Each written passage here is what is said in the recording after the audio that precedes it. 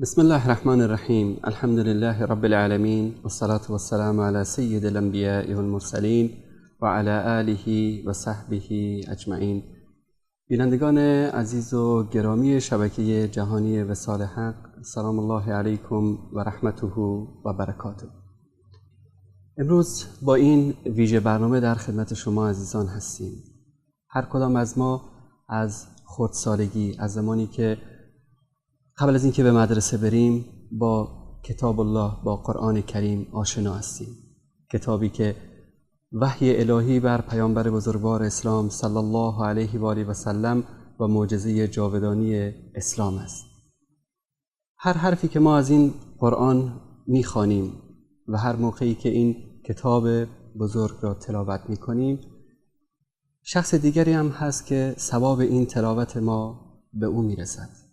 هر موقعی که زوار بیت الله الحرام و حجاج به حرمین شریفین میآیند و در مسجد الحرام و در مسجد پیامبر صلی الله علیه و آله و سلم قرآن مطالعه میکنند، قرآن را تلاوت میکنند، با این خط زیبا و با این قرآن هایی که در اینجا چاپ شده آشنا هستند. قرآنی که بیش از 200 میلیون نسخه از آن در سراسر دنیا در بین مسلمانان توزیع شده است. بینندگان عزیز و گرامی، در خانه جناب دکتر عثمان طاها، خطاط معروف جهان اسلام که مصحف‌های زیبایی رو با خطشون نوشتند و نامی از نور در تاریخ اسلام از ایشان به یادگار مانده است، هستیم که از ایشون تشکر میکنیم که مهمان نوازی فرمودند و ما رو در خونهشون استقبال کرد.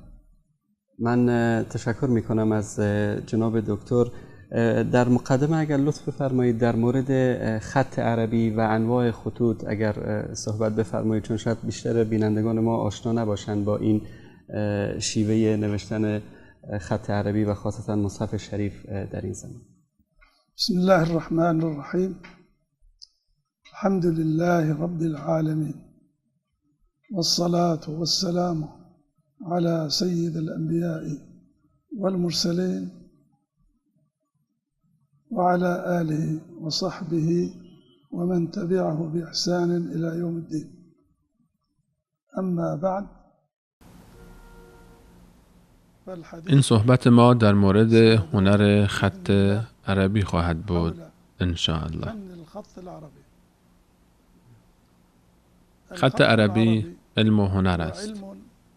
علم است چون بر قواعد و اصول دقیقی برای زیبانویسی خط عربی متمرکز است. قواعد و اصول دقیقه لتحسین الخط العربی. و دانش آموز خط عربی مراحل مختلفی را برای زیبانویسی این خط و ترکیب کلمات طی می‌کند و به همین خاطر یک علم جداگانه به شمار می آید. و هنر است، زیرا فردی که در این خط مهارت دارد و این خط را با مهارت می نویسد، نوآوری به خرج داده و این خط را متصف به صفات زیبایی و مهارت و دقت می کند.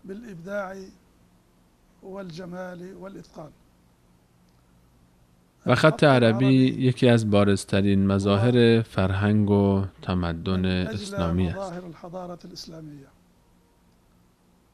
این هنر زیبا در طول قرنها بر فرهنگ اسلامی تأثیر گذاشته و همچنین از فرهنگ اسلامی تأثیر پذیرفته است. و میان این دو عنصر تبادل و داد و ستد بوده است.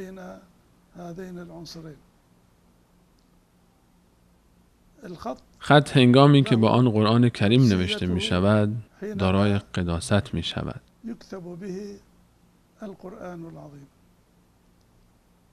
قرآن کلام الله متعال است و وحی پروردگار است برای هدایت تمامی انسانها. به همین خاطر خطاطان مسلمان در خوشنویسی قرآن کریم با هم رقابت کردند. يكتبون القرآن الكريم. و در مورد خط عربی گفتند که زبان دست و تراوت روح و سلاح آگاهی و حافظ آثار و ناقل اخبار است. وحافظ الأثر وناقل الخبر. در مورد اینکه چه زمانی خط زیبا می باشد تعاریف مختلفی وجود دارد. به عنوان مثال گفتند که خط زیبا 5 شرط دارد و این شروط را در یک جمله زیبا جمع کردند. هذا السر محفوظ في 5 أمور: انگشتانی قوی و برندگی الماس و کاغذ مرغوب و جوهر عالی و حبس کردن نفس. انگشتانی قوی می خواهد که سالم باشند. من الكتابة بقوة جسدية جيدة. و تیزی الماس منظور از چاقوی تیز برای بریدن قلم است. چون هرچه قلم تیزتر باشد بهتر می نویسد. بری القلم جيدا والقلم الجيد يكتب الخط الجيد. و کاغذ مرغوب منظور از کاغذی است که روی آن قرآن نوشته می شود.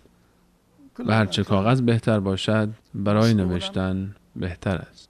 يكون أفضل لكتابة الخط عليها الورقة. چون قلم روی آن لیز می خورد و راحت می توان مدل ها را روی آن نوشت.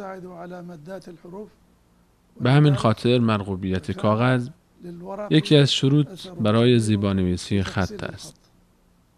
خطاط برای نوشتن خط نفسش را حبس می کند تا بتواند کلمات را بهتر بنویسد.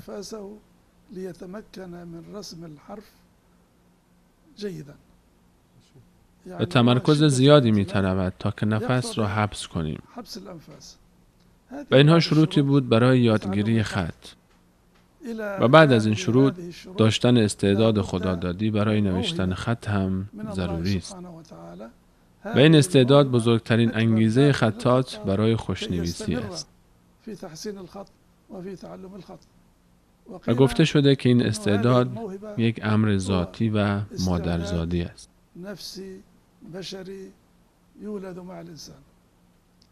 به این استعداد باید توسط تمرین و اساتید پرورش داده شود تا فرد بتواند خط را زیباتر بنویسد و حروف را زیباتر ترسیم کند. يعلمونك استعمال القلم ورسم الحرف الجيد. لابد من الشيوخ يعني من المعلمين لهذا الفن. و نیز گفته شده که هر کاتبی خواهد مرد ولی آنچه دستانش نوشته است باقی خواهد ماند. به همین خاطر با دستانت چیزی را بنویس که دیدنش تو را در قیامت خوشحال کند. و عثمان طاها خوشحال است که تمام زندگیش را در نوشتن قرآن و احادیث پیامبر صلی الله علیه و آله و سلم و ضرب المثل‌های مفید سپری کرده است. کتاب‌های زیادی را نوشتم، دعاهای زیادی را نوشتم و قرآن را با 10 روایت مختلف نوشتم. و همانطور که می‌دانید روایات قرآن متفاوت است. و مثلا در سرزمین مغرب روایت ورش وجود دارد و با اصول خاصی که با روایت ورش سازگار است نوشته می شود. و در شمال آفریقا روایت قالون مشهور است، مثل لیبی و نیجر و نیجریه و مالی که به روایت قالون می خوانند. و روایت دوری که در سودان و در آفریقای مرکزی وجود دارد. و من به فضل الله متعال در مؤسسه عظیم ملک فهد در مدینه منوره تمام این روایات را نوشتم. من این مصحف ها را در این مؤسسه بزرگ جهانی که به صورت ویژه برای کتابت و چاپ قرآن کریم تأسیس شده است نوشتم. الذي أنشئ خصيصا للعناية بالقرآن الكريم وكتابته وطباعته. و من این افتخار را داشتم که در این مؤسسه خطاط باشم و این باعث افتخار من است که الله متعال به من توفیق داد و توانستم تمام این روایات را بنویسم و الله متعال بر من منت نهاد که توانستم این کار بزرگ را انجام دهم. هبة من الله ومنة منه أن اختارني لهذه المهمة المقدسة والحمد لله رب العالمين. جزاکم الله خیر. جناب دکتر، شاید بینندگان دوست داشته باشن بدانن که آشنایی شما با قرآن کریم و تعلیمان از چه سنی آغاز شد؟ من البداية فتعلمت. در ابتدا من علوم ابتدایی را نزد پدرم خواندم. پدرم شیخ نویسندگان و امام و خطیب منطقه بود. في هذه البلدة وكان هو الإمام وكان هو الخطيب في هذا المسجد. من همیشه حرکات پدرم را زیر نظر داشتم و در آن زمان من 6 سال داشتم و نمیدانم چگونه به این مسیر وارد شدم و چگونه علاقه به خطاطی در من به وجود آمد. پدرم را می دیدم که در حال نوشتن خطبه های جمعه بود و خط بسیار زیبایی داشت. من کودکی بودم و نگاه می کردم و از خط زیبای پدرم لذت می بردم. سرانجام من هم شروع کردم به تقلید از پدرم و این ابتدای خطاطی من بود. از پدرم می پرسیدم چه کسی این خطهای بزرگ را روی جلد کتابها نوشته است. پدرم در جواب می گفت فرزندم، این کار خطاطهای بزرگ در شهرهاست، چون در روستا بیشتر مردم بی سواد بودند و نوشتن بلد نبودند. و هنگامی که سنم به 12 سال رسید، پدرم من را به شهر حلب فرستاد. من مشتاق دیدار خطاطها بودم تا اینکه ببینم چگونه می نویسند. آن وقت من در مدرسه ابتدایی شبانه درس می خواندم و هر وقت از درس فارغ می شدم به شهر می رفتم و دنبال خطاطها می گشتم. و اولین خطاطی که من در شهر حلب دیدم محمد علی مولوی بود. ایشان یکی از خطاطهای مشهور در شهر حلب بود و از ایشان برخی از اصول اولیه خطاطی را یاد گرفتم. و پس از آن تعداد دیگری از خطاطها را پیدا کردم و اشتیاق من برای یاد گرفتن خوشنویسی و خط عربی بیش از پیش شد. به گونه‌ای که من هر جا در کتابی خطی می دیدم سعی می کردم از آن تقلید کنم و به این صورت نزد خطاطهای مشهور حلب خوشنویسی را فرا گرفتم. و از جمله آن اساتید غیر از محمد علی مولوی، حسین حسنی ترکی بود که سن بالایی داشت و در یکی از مساجد حجره‌ای به ایشان اختصاص داده بودند. پدرم گفت برو پیش این خطاط که از نسل خوشنویسان بزرگ است. من نزد استاد رفتم و یک دفتر کوچک با خودم بردم و به استاد گفتم برای من یک خط بنویس و ایشان در حالی که دستشان می‌لرزید همین که قلم را روی کاغذ می‌گذاشت شروع می‌کرد به نوشتن. ایشان بعد از مدتی وفات کردند. من تحصیلاتم را ادامه دادم و دیپلمم را در حلب گرفتم و تحصیلات دانشگاهی را در دمشق ادامه دادم. در دمشق با خوشنویس شام شیخ محمد بدوی الدیرانی آشنا شدم. ایشان بزرگترین خوشنویس شام و استاد بسیار چیره دستی بودند. من نزدیک به 7 یا 8 سال نزد ایشان ماندم تا این که الله متعال ایشان را به دیار باقی نزد خود برد.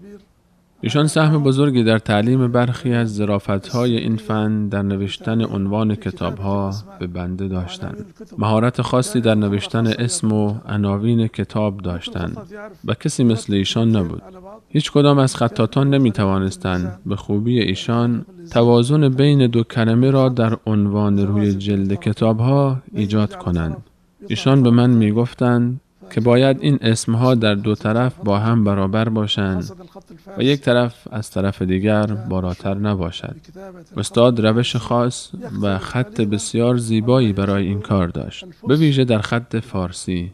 ایشان خط فارسی را مثل فارس ها می نوشت. من هم از ایشان خط فارسی را یاد گرفتم و بعد از آن از ایرانی ها بیشتر خوشنویسی ایرانی را یاد گرفتم. خلاصه به فضل الله متعال از هر طرف نکات مثبت را می گرفتم. جزاکم الله خیر.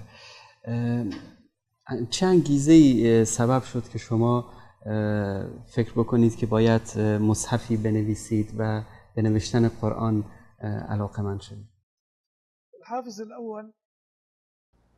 اولین جرقه می شود گفت که من همیشه در حال نوشتن بودم و پدرم قلمنی ها را برای من می تراشید و به من می گفت بنویس و می گفت ای فرزندم مهمترین چیز علم است و مثل حافظ عثمان وقتی خطاط شدی قرآن می نویسی. این بزرگترین مشوق من برای نوشتن قرآن بود و با خودم گفتم چرا که نه، مگر او هم مثل من یک انسان نیست؟ من هم انشاءالله می نویسم. در سال 1970 از من درخواست شد که مصحفی را بنویسم. در آن زمان من خوشنویس بودم و داشتم مشهور می شدم. در زمان ریاست جمهوری حافظ اسد من نامه ای را از طرف وزارت اوقاف دریافت کردم که در آن از من درخواست شده بود که یک مصحف کامل را بنویسم. با وزارت اوقاف تماس گرفتم و از علما توجیهاتی را گرفتم. بسیار می ترسیدم و نگران بودم از اینکه مبادا موفق نشوم و نتوانم این کار بزرگ را به پایان برسانم. ولی علما من را تشویق کردند چون دیدند که خط من زیبا بود. ولی کتابت قرآن کریم آسان نیست، بلکه دریایی است برای خودش. صفحات، خطها، آیات. کتابت صفحات مشکل نبود، ولی آن قرآن بود. من هم کم کم شروع کردم به نوشتن و علما هم هر کدام نظری داشتند. یکی می گفت کاش اینطور می نوشتین، کاش اونطوری می نوشتین. من هم چندین صفحه رو دوباره نوشتم و در آخر کار فهمیدم قصد علما چی بود. و الحمدلله اولین قرآن را در مدتی 1.5 سال برای وزارت اوقاف سوریه نوشتم و این مصحف توسط کمیته نظارت وزارت اوقاف به دقت بازبینی و چاپ شد. ولی این مصحف ویژه قصر ریاست جمهوری و وزارت اوقاف بود و به صورت هدیه به افراد خاصی داده می شد و برای فروش نبود. این یکی از هدایای جهان اسلام بود که در سال 1970 نوشتم و در سالهای 1971 و 72 چاپ شد. بعد از آن مصحف دیگری برای مفتی سوریه نوشتم. پسر مفتی دوست من بود و از من خواست برایشان مصحفی بنویسم. من هم یک نسخه تقریباً آماده داشتم و به آنها دادم. این نسخه همان نسخه‌ای بود که شهرت جهانی پیدا کرد و در تمام دنیا از روی آن چاپ گردید، من جمله در عربستان سعودی. پس از آن به عربستان سعودی آمدم و از طرف حکومت از من درخواست شد تا به عنوان خطاط در مؤسسه بزرگ ملک فهد مشغول کار شوم. و پس از آمدنم به این مؤسسه از من خواستند که مصحفی به روایت ورش کتابت کنم. من با این روش و روایت آشنایی نداشتم. با علمای مغرب نشستم و از آنها معلوماتی را در مورد این روایت دریافت کردم. و با کمک الله متعال شروع به کتابت قرآن نمودم و در طول 1.5 سال کتابت قرآن به روایت ورش را به اتمام رساندم. و سپس مصحف دیگری را به روایت حفص نوشتم. اما به گونه‌ای بود که صفحات با آخر آیات تمام نمی‌شد و من این مصحف را مثل مصحف‌های مصری به روش شمرلی نوشتم که پایان صفحات و پایان آیات با هم هماهنگ نیستند. و همچنین مصحف دیگری را همکنون نوشتم و آماده چاپ است که توسط مسئولین انشاءالله چاپ خواهد شد. و علاوه بر این مصحف‌هایی را به روایت قالون و روایت دوری یکی پس از دیگری نوشتم و الحمدلله در کتابت آنها موفق بودم و همه آنها در سطح جهان اسلام چاپ و توزیع گردید.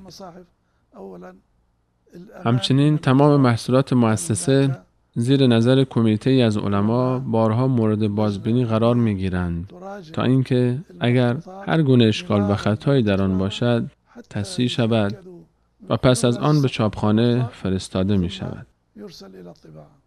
و بعد از چاپ هم ناظرانی وجود دارند و یک بار یا 2 بار بازبینی می شود. یعنی هر مصحفی که در مؤسسه ملک فهد بیرون می رود بارها و بارها مورد بازبینی و ریزبینی قرار می گیرد و پس از آن در جهان اسلام توزیع می شود. مصحف‌های مؤسسه ملک فهد ویژگی‌های زیادی دارد، از جمله زیبایی خط و نظارت دقیق.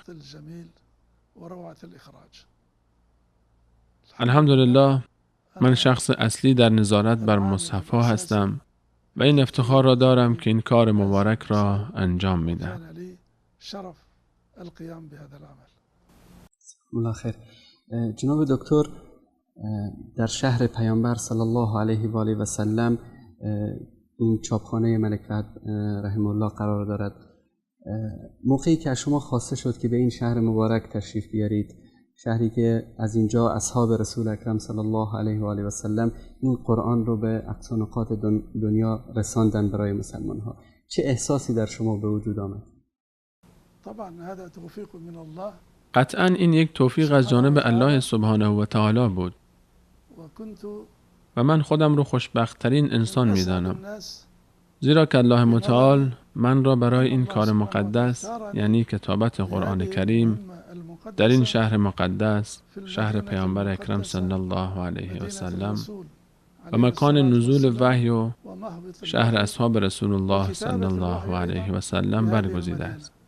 و پیش از ما یاران رسول الله صلی الله علیه و سلم کتابت مصحف را انجام دادند و تقدیر الله متعال بر این بود که من در شهر رسول الله صلی الله علیه و سلم کتاب الله متعال را کتابت کنم و من در نهایت خوشحالی و سعادت هستم و الله سبحانه و تعالی را به خاطر اینکه این توفیق را به من داد تا این کار مقدس را انجام دهم سپاس می‌گویم. جزاکم الله خیر. جناب دکتر، تا الان دقیقاً چند مصحف نوشتید و دلیل تنوع این مصاحف در چی است؟ بعضی از مصحف‌ها را به درخواست بزرگان می‌نویسم، ولی به عنوان یک خوشنویس سعیم بر این است که خط را به زیباترین شیوه بنویسم و هر بار مصحفی را می‌نویسم دوست دارم مصحف جدیدی را شروع کنم و در آن اشکالاتی را که در مصحف‌های قبلی بوده برطرف کنم و آن را بهتر و زیباتر بنویسم.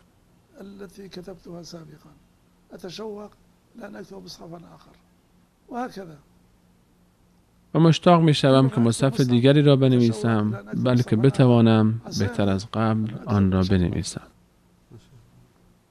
هنگامی که من مصحفی را به روایت ورش نوشتم دوست داشتم مصحفی هم به روایت حفص برای تمام جهان اسلام بنویسم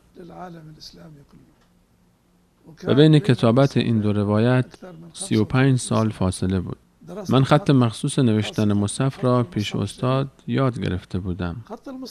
خط قرآن با تمام خطوط دیگری که برای کارهای مختلف نوشته می شود تفاوت زیادی دارد و برای خودش قواعد و اصول و اصطلاحات ویژه‌ای دارد.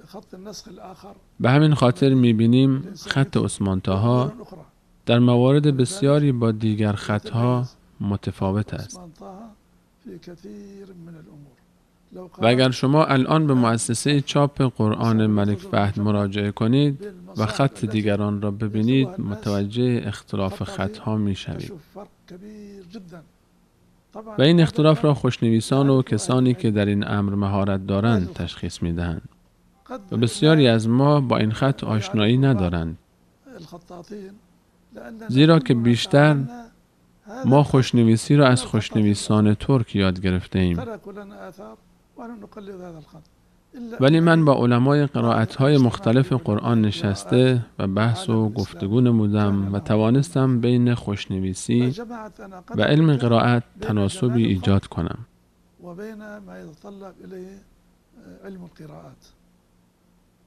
به همین خاطر کتابت قرآن مطابق رسم عثمانی است. و این طریقه نوشتن از اصحاب بزرگوار برای ما مانده است. و این امری است توقیفی و واجب است که از آنها تبعیت کنیم. و جایز نیست با دیگر قواعد نویسندگی قرآن را بنویسیم.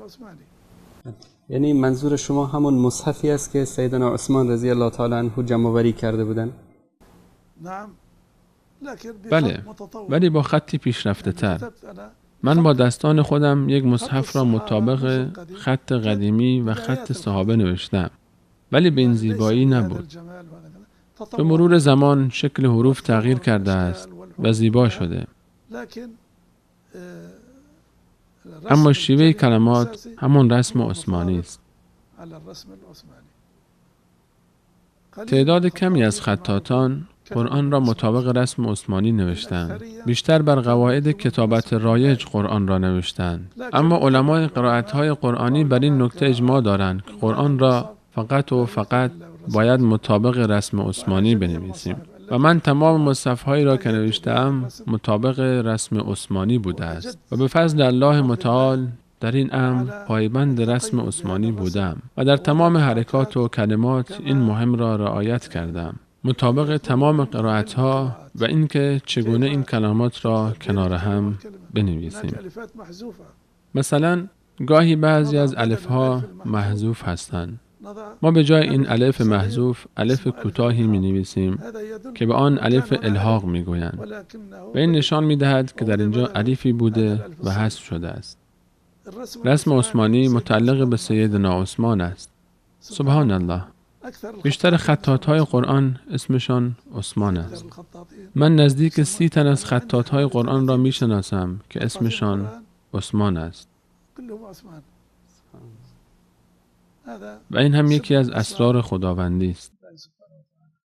یعنی حضرت عثمان رضی الله تعالی عنه در صدر اسلام این مصحف رو جمع آوری کردن و امنام ایشان در بعد از 1400 سال تقریبا این مصحف را یعنی تقریبا میشه گفت به تک تک خانه های مردم رساندن. الحمدلله. این فضل الله بر من و تمام مسلمانان است. مصحف زیبا و خطی زیبا و بدون اشتباه باعث می شود قاری قرآن علاقش به خواندن قرآن زیاد شود و خسته نشود. و ما در نوشتن قرآن سلیقه به خرج می دهیم تا قاری شوق و علاقش به قرائت قرآن بیشتر شود. جزاکم الله خیر. جناب دکتر، شما غیر از نوشتن قرآن کریم آیا به تزیینات قرآن هم میپردازید؟ زیرا این مصاحفی که میبینیم به خط شما نوشته شده خیلی زیبا رسوم تدریبات؟ نه. بله، اهمیت میدهم. اصلا خط به خودی خود یک نقش و نگار است.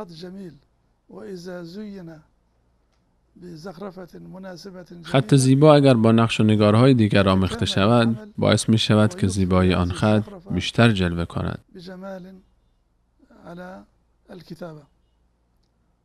من خودم در مورد نقش و نگارها مهارت دارم و مدرک هم در این مورد گرفتم، ولی چون وقت کافی برای این کار ندارم برای حاشیه قرآن نقاش و هنرمند مخصوص این کار را استخدام کرده ایم و خودم بر کار این شخص نظارت می کنم.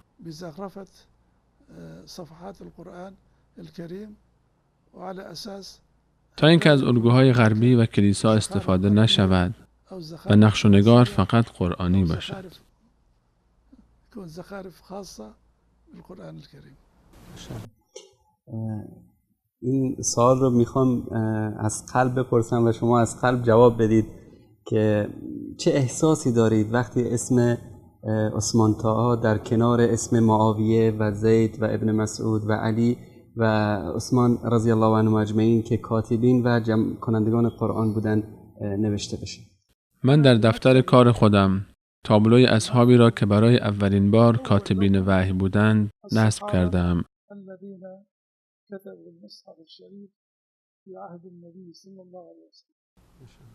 و همیشه جلوی چشم دارم.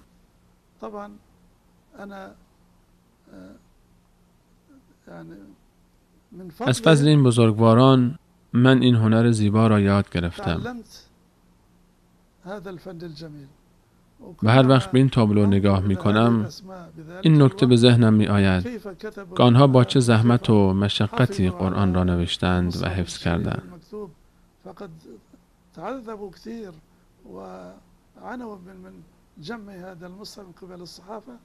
آنها قرآن را روی پوست و استخوان و دیگر اشیا می نوشتند و همیشه نسبت به این بزرگان اصحاب به دید تعظیم می نگرم. آنها راه را برای ما هموار کردند و ما دنبال روی آنها هستیم و تمام فضل به آنها برمیگردد و ما فقط از آنها تقلید می کنیم و نه بیشتر. جزاکم الله خیر. جناب دکتر، تاثیر تکنولوژی جدید بر کار شما بر خطاطی چگونه ارزیابی میکنید و اینکه امروز مردم نرم افزارهایی تولید کردن که میشه با اون خطاطی کرد و خطای زیبایی هم نوشت؟ این ابزار هم باز فضلی است از جانب الله متعال بر مردم و اینها معجزه‌ای در جهان امروز هستند. به عنوان مثال کامپیوتر. تمام انسان‌ها از آن استفاده می‌کنند. چه فرد عالم باشد، چه تاجر، چه مهندس و چه نقشه‌کش. و این ابزار برای همه مفید است. و در واقع این فقط یک ابزار است و چیز جدیدی نیست. نه خلقتی صورت گرفته و نه چیز جدیدی به ما می‌دهد. انسان خودش در آن اطلاعات می‌گذارد و سپس خودش آن معلومات را از این وسیله می‌گیرد. و اگر انسان نباشد این ابزار هیچ سودی ندارد. من هرگز از اهمیت این اختراع نمی‌کاهم و من خودم از این ابزار برای خط عربی استفاده می‌کنم. من روش خاصی برای خودم در استفاده از کامپیوتر دارم. و هیچ شکی نیست که کامپیوتر مفید است. ولی نیروی اصلی همان کار انسان است. وقتی من خط زیبایی می نویسم، کامپیوتر مثل آینه عمل می کند. آینه. آنچه به او داده‌ام را به من برمیگرداند و هیچ ابتکاری در کار نیست. و این ماهیت کامپیوتر است. ولی اهمیت کامپیوتر برای انسان غیر قابل انکار است. بارک الله فیکم. نصیحت و توصیه شما به قرآن دوستان چیست؟ من قرآن را که بهترین کلامه است با خط زیبایی می نویسم.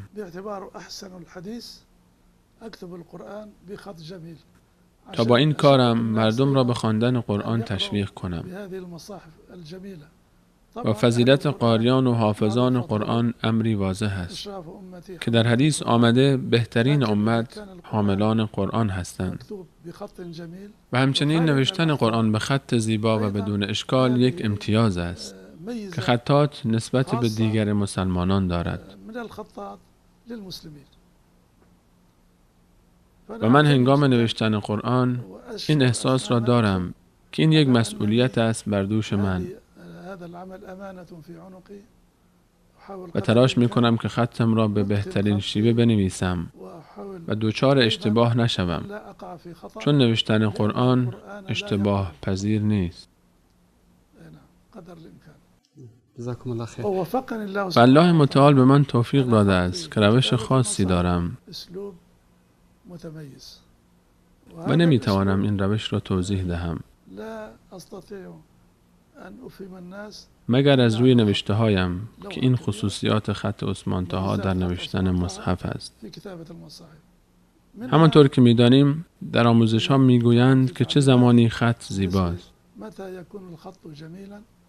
از 1000 سال پیش بعضی شروط برای خط زیبا گذاشتند و گفته شده است هرگاه قسمت‌های آن متعادل بود و الف و لام آن دراز بود و چشمه‌های آن یعنی چشم ها و چشم میم واضح بود و آشکارا به چشم آمد و در دل نشست و در آخر میگوید و از روش وراق‌ها خارج شود و از سختگیری محررها هم خارج شد، پس برای نویسنده‌اش عنوان نسب و صفتی زیبا می باشد.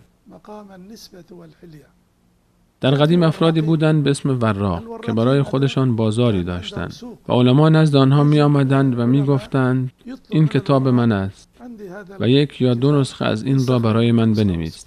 و وراق هم به زیبایی خط توجه نمی کرد و سعی می کرد به سرعت آن را بنویسد و خطاط باید سعی بکند که خطش مانند خط وراق‌ها و محررین و نساخ نشود. کلمات وراق و نساخ و محرر اوصافی هستند که به افرادی داده می شده که مشغول نوشتن بودند و هر کدام شیوه خاصی داشتند، ولی خط آنها به زیبایی خط خوشنویسان نبود. پس از روش وراق‌ها خارج شود و سختگیری محررها هم خارج گردد. آن وقت برای نویسنده‌اش مشخصه و صفتی زیبا می باشد. یعنی چی برای نویسنده‌اش مشخصه می شود؟ یعنی هر جا خط من دیده شود مردم می گویند این خط عثمان طاها است. و زیبادوستی یکی از صفت‌های خطاط است. و الان علمی است که از روی خط شما بعضی از خصوصیات شما را تشخیص می دهند.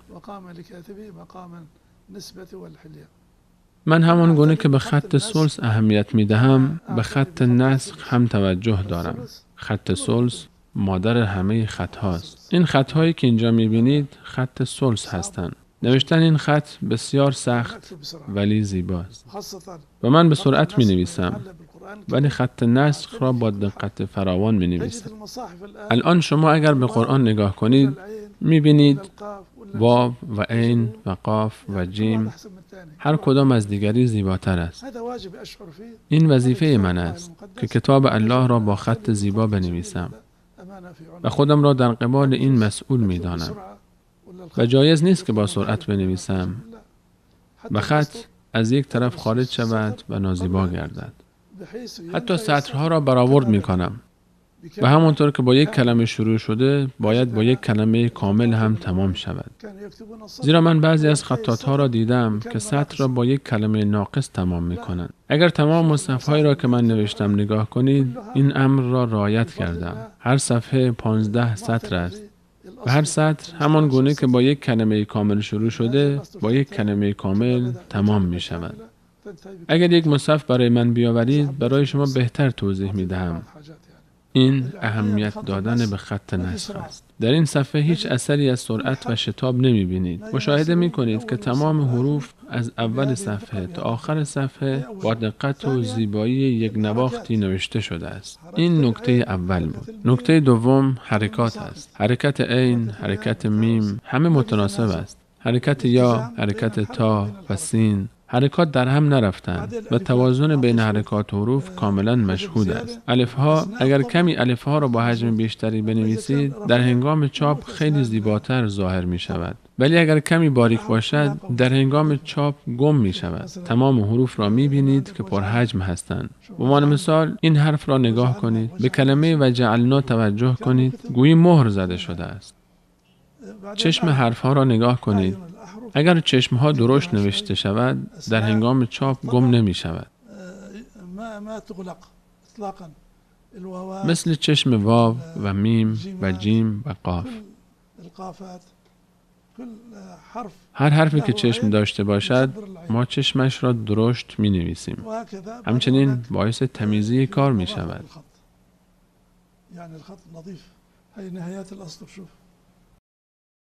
مساوی است تمام. به پایان سطرها نگاه کنید. با کلمات کامل تمام می شود. جناب استاد بعد هر صفحه در قرآن عثمان تا اول صفحه همیشه اول آیه است و آخر صفحه همیشه آخر آیه است و اول صفحه با یک آیه شروع می شود و آخر صفحه هم حتما با یک آیه ختم می شود و این کار آسانی نیست که هم خط زیبا باشد و هم این که بدون اشکال باشد و با یک آیه شروع شود و با پایان یک آیه صفحه هم پایان یابد. یعنی از اون اولی که شما می نویسید باید اینو در نظر بگیرید که تا آخر آیه بیاید در صفحه و این کار خستگی و تلاش زیادی را می‌طلبد. همچنین حرکات همه پرحجم هستند و هرچه مصحف کوچک شود حرکات با حجم خودشون باقی میمانند و کوچک نمیشوند. آیا پیش اومده که گاهی مصحف بنویسید بعداً در وسط راه مثلا براتون خیلی مشکلات وجود بیاد به خاطر تنظیم همین آیه ها؟ بله طبیعتاً. من قبل از این که شروع به نوشتن کنم آن را به صورت دقیق در ذهنم بررسی می‌کنم. و این روش را قبل از ما افرادی تجربه کردند که به قواعد املایی و رسم عثمانی توجه نکردند. به عنوان مثال رسم عثمانی این گونه نوشته می شود: در کلمه المعصرات در اصل با الف است که الف حذف شده و ما به جای الف این الف کوچک را که با آن الف الحاق می گویند گذاشتیم. کلمه میقاتا الف ندارد. این رسم میگویند رسم عثمانی.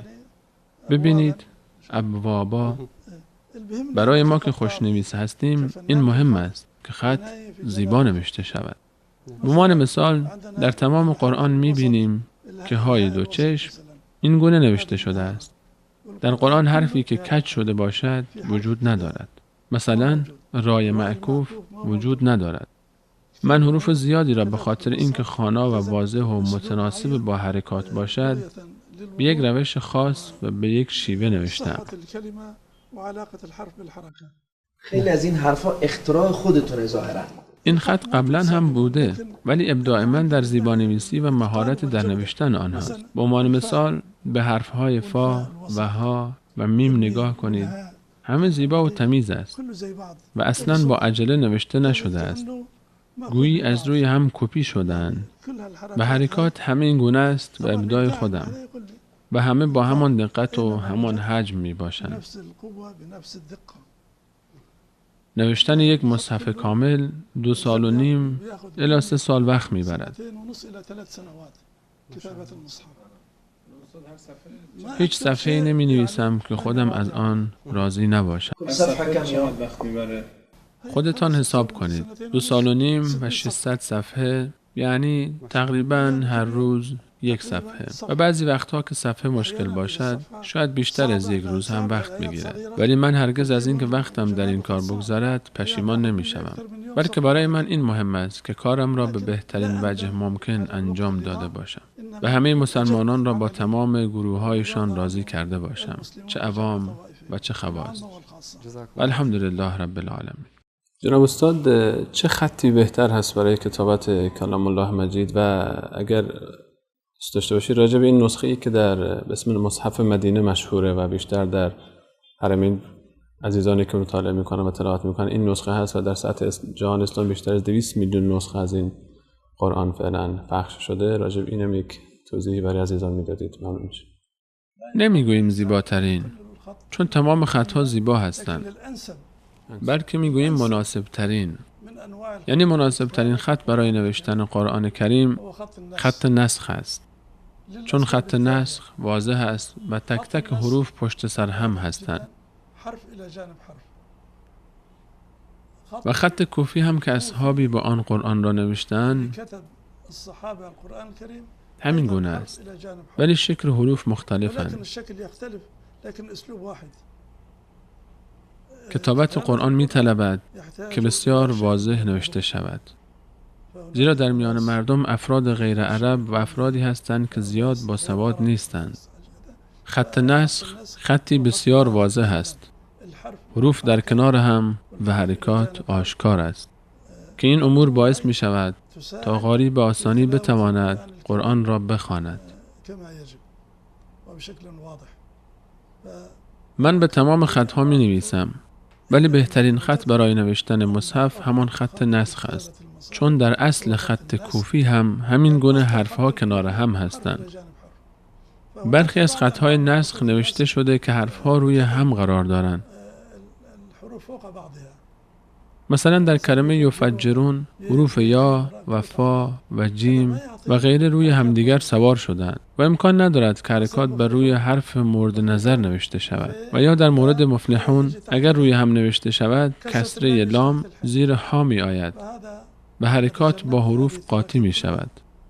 و من از این روش اجتناب کردم و به روشی که به روش عثمان طه مشهور است مصحف‌ها را نوشتم و الحمدلله از طرف تمام گروه‌های جهان اسلام از خواص و عوام مورد قبول قرار گرفته است.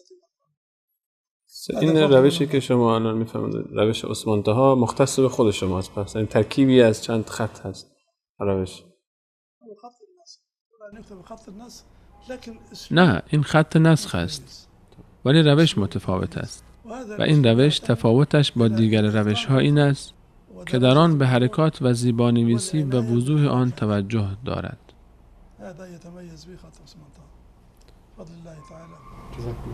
مصحف مدینه، این مصحف مدینه ویژگی هایی که داره؟ بله، مصحف مدینه هم دارای این ویژگی است و هر چند روایات هم مختلف باشند.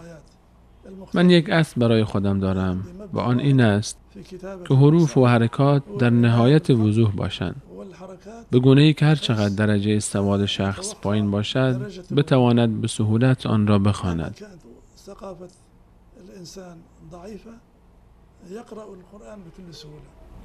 در این مصحف مدینه که چاپ شده هر جزء 20 صفحه است، به جز اول که 21 صفحه است و جز آخر که 23 صفحه است. دلیل انتخاب شما که چرا 20 شده، حالا چرا 20 صفحه؟ چون بعضی از دوستان شاید علاقمند باشن. در واقع این روش را قبل از ما خطاط‌های ترک به کار بردند و من یک مصحف داشتم که به رسم املایی نوشته شده بود، نه به رسم عثمانی، و این روش برای من خیلی جالب بود. ولی من به رسم عثمانی و با خط خودم نوشتم، چون خط ترکی خط سریعی است و این روش را قبل از ما ترک ها به کار بردند و من طبق روش آنها جلو رفتم، به جز این که در بعضی از صفحات تغییراتی را ایجاد کردم، چون بعضی از صفحات آیات زیادی داشتند و برخی دیگر آیات کمی داشتند. من از این صفحه آیاتی را برداشتم و در صفحه دیگر نوشتم تا یک توازن به دست آید، به ویژه در مورد مصحف مدینه منوره که آخرین مصحف هم هست و همان مصحفی که آنجا می‌بینید. الحمدلله، خط زیبا و مصحفی زیبا از جانب تمام مسلمانان مورد پذیرش قرار گرفته است. شیخ، آیا کارهای دیگری هم غیر از کتابت مصحف شریف در دست دارید آماده، یا اینکه قبلا انجام دادید که خیلی مشهور باشه و در همین زمینه‌ها باشه، در همین موارد؟ بیش از 10 بار مصحف را با دستانم نوشتم که در سطح جهان اسلام منتشر شده است و به غیر از مصحف صدها تابلوی زیبا نوشتم و همچنین برخی از کتاب‌های دعا که در آنها دعا و اوراد وجود دارد. و عناوین کتاب‌های زیادی را نوشتم، شاید به صدها هزار هم برسد. اسم کتاب‌ها؟ اسم کتاب‌ها. سیدم الله خیر. جناب دکتر، بیش از 200 میلیون از این مصحف شریفی که شما نوشتید از یک نوع اون تقریبا چاپ شده، مصحف مدینه منوره، و شاید میلیون ها نسخه دیگه هم چاپ بشه. تقاضای شما از کسانی که این مصاحف رو قرائت میکنن و تلاوت میکنن چیست؟ مسلمانان جهان از این خط و چاپ زیبا لذت میبرند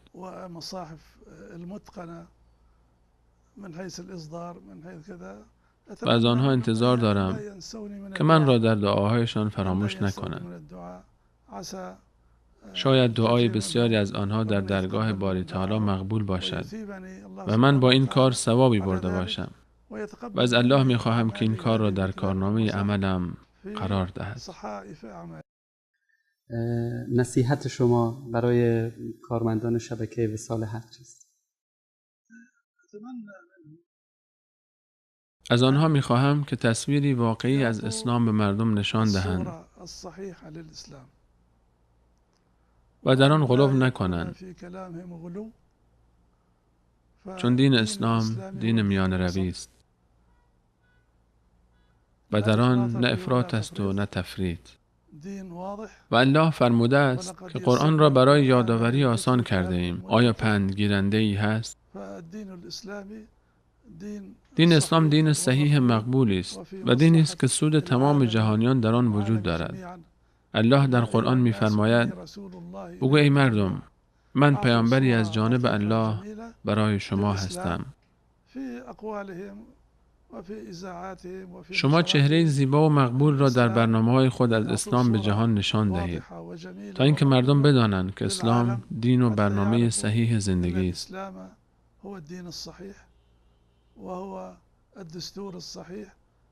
و اگر به صورت صحیح از اسلام پیروی کنند، خواهند دید که جوامع در امنیت و صلح زندگی خواهند کرد.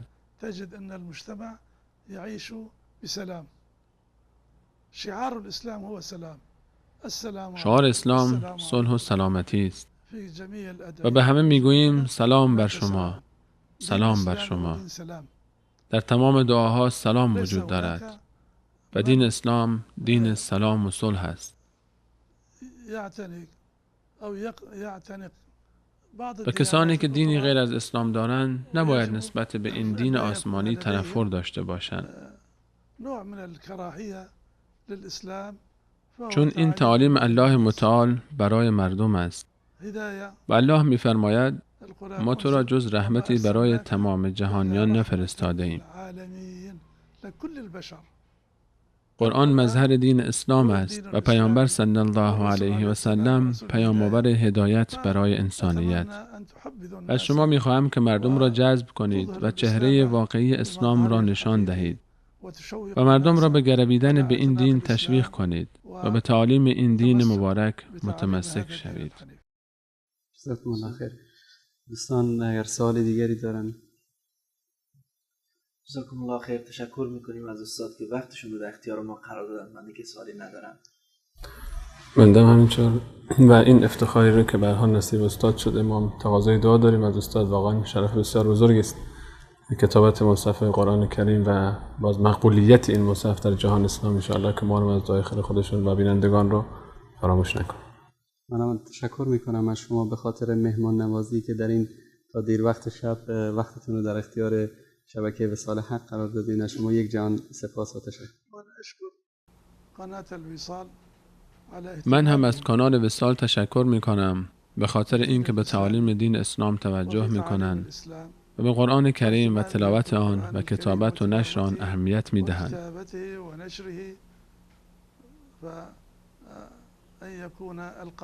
امیدوارم که مسئولان این کانال پیوسته با علم و درایت و اخلاق پسندیده پیش روند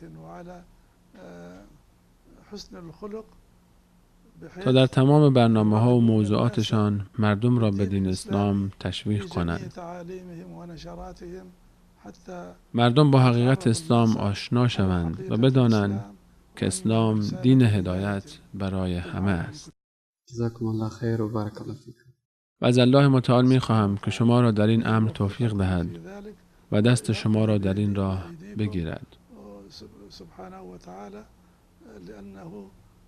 زیرا که تمام امور به دست ایشان است و هرگاه الله متعال کاری را آسان کند، آن کار برای انجام دهندگانش آسان خواهد شد. جزاکم الله خیر و بارک الله فیکم. و در پایان از الله متعال می‌خواهم که تمام مسلمانان در اقصا نقاط کره زمین را توفیق خیر دهد تا قرآن را محور اصلی وحدتشان قرار دهند و آنها را بر حق جمع کند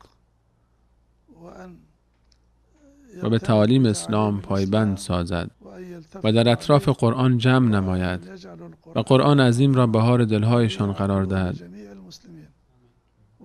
تا از اختلافات دست کشند، زیرا قرآن تمامش رحمت است و در آن اختلافی نیست، و از اختلاف دوری کنند و دست یکدیگر را بگیرند و این دین پاک را حفظ کنند و یک امت واحد شوند ان شاء الله. بینندگان عزیز و گرامی، در منزل خطاط معروف قرآن کریم جناب دکتر عثمان طاها در مدینه منوره بودیم. از ایشان یک بار دیگر تشکر می‌کنیم که مهمان نوازی کردند و صحبت‌هایی داشتیم با ایشون در مورد مصحف شریف و تاریخ کتابت مصحف مدینه که ایشون به شرف نوشتن این مصاحف نائل آمدن و امروز فکر نمی‌کنم در جهان اسلام خانه‌ای باشه که این مصحف در اون خانه وجود نداشته باشه. امیدواریم که الله سبحانه و تعالی به من و به شما عزیزان و به همه مسلمانان توفیق پیروی از قرآن کریم و سنت رسول اکرم صلی الله علیه و آله و سلم را نصیب نماید. در پناه حفظ الله متعال باشید.